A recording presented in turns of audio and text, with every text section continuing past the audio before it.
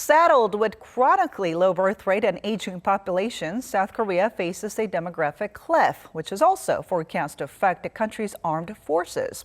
So the South Korean military plans to revise its physical requirements to up the number of soldiers. Our Kim Ji-yeon explains.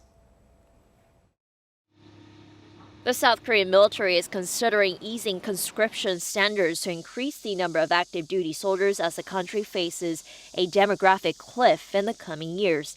The Ministry of National Defense and the Military Manpower Administration said Monday that the country is expected to revise its physical requirements and standards for active duty troops starting next year with the aim of applying the changes gradually in 2021 to minimize any confusion.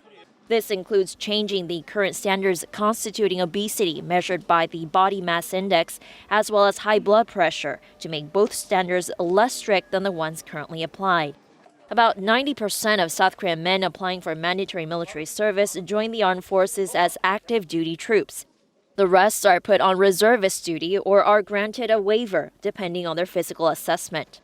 The number of men in their 20s in South Korea was 350,000 in 2017, but that number is expected to drop to between 220,000 and 250,000 by 2022, as the country's decades-long low birth rate begins to bite.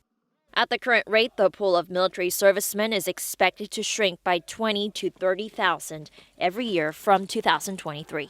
Kim Ji-yeon, Arirang News.